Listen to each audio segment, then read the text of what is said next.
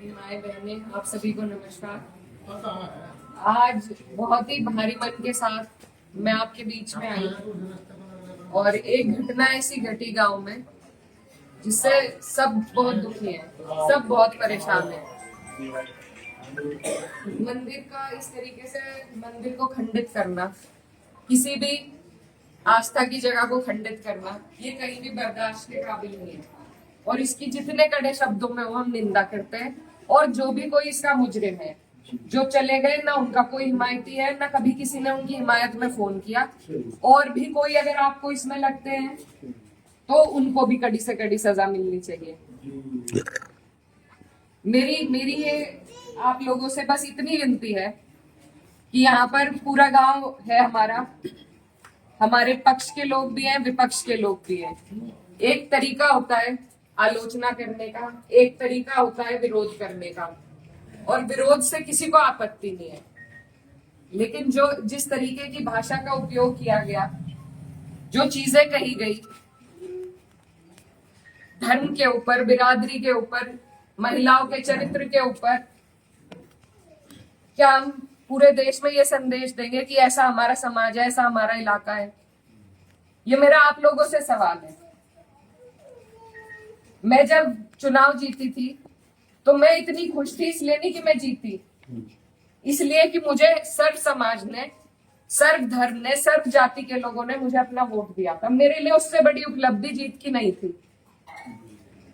और हर जगह आप देखेंगे, अगर मैंने कई कई बार ये बात कही कि मेरे लिए सबसे बड़ी उपलब्धि ये है कि मुझे सबने वोट दिया, सबने अपना आशीर्वाद दिया, अपनी बेटी माना, अपनी बहन माना, और आप सभी मेरी हिम्मत हो। आज अगर इस तरीके की बातें हमारे क्षेत्र से उठेंगी तो मुझे बहुत तकलीफ हुई, शर्म आई मुझे कि मेरे अपने, जो मेरे मामा हैं, नाना हैं, भाई हैं, आज उनके बीच में ऐसी बात हो रही। और ये सिर्फ मुझे गाली नहीं है, मेरे इलाके की, मेरे समाज की, मेरे इस इलाके की जितनी भी बेटियां हैं, जो मुझे ये आके कहती थी कि दीदी हम भी आपकी तरह आगे बढ़ेंगे, हम भी आगे निकलेंगे, उन सब के कदम इससे डगमगाएंगे। और मुझे ये बात बर्दाश्त नहीं। मेरे पे तरह तरह के सवाल उठाए जा रहे हैं। मैंने कभी धर्म की राजनीति नहीं करी, कभी जात बिरादरी की भी नहीं राजनीति करी। मेरे लिए सब मेरे अपने हैं। जहां जिसे मेरी जिस वक्त समस्या होगी, जिस वक्त मेरी जरूरत होगी, मैं वहां पहुंचूंगी। मेरा परिवार बहुत सालों से, लंबे अरसे से राजनीति में है, आप लोगों के आशीर्वाद से। और हमारे वहां पर बाबूजी हुकुम सिंह जी का परिवार और हमारा परिवार लगातार राजनीति में रहा। कभी वो जीते, कभी हम जीते।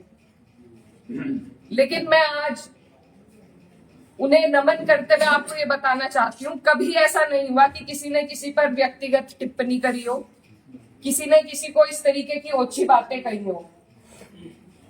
तो वो एक राजनीति का स्तर था।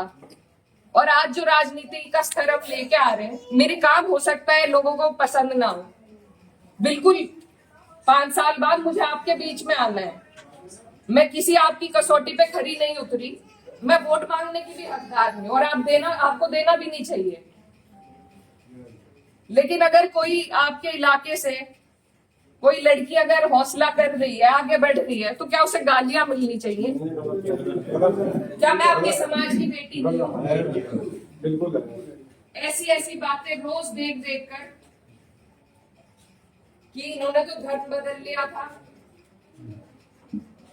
ये तो सब हमारे इतिहास का हिस्सा है। इसका जवाब मैं दे सकती हूँ या कोई और दे सकता है क्या? मुझे किसी ने कहा कि अपने पिता की तरह कभी कभी खनक आती है आवाज में, तो मैं वो बात बदल नहीं सकती। मेरे खून में शामिल है, बिरादरी भी खून में शामिल है। निकाल लो, आप निकाल लो मेरा खून। लेकिन इस तरीके से ना तो मेरे समाज का, ना मेरा सर इस तरीके से ना झुकाओ सारी दुनिया के सामने ही। मेरी आप सबसे अपील है हाथ जोड़ के। मैंने कभी नहीं कहा, कभी नहीं करी मैंने धर्म की राजनीति, ना मैं करूंगी।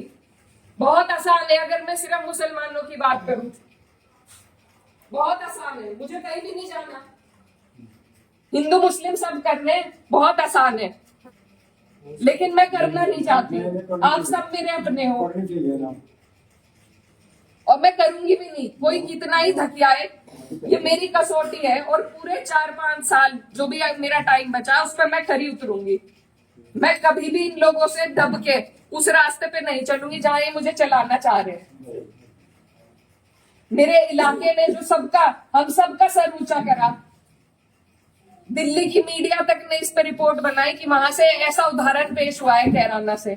ये उस उदाहरण को तोड़ने की और सिर्फ अपने लालच की, सिर्फ अपने लालच की राजनीति में जो लोग इस तरीके से समाज को तोड़ रहे हैं, तो वो पहले मेरे पत्थर मारे, मुझे गाली दे, मैं सबसे आगे रहूंगी, लेकिन मैं इस काम से हटूंगी नहीं।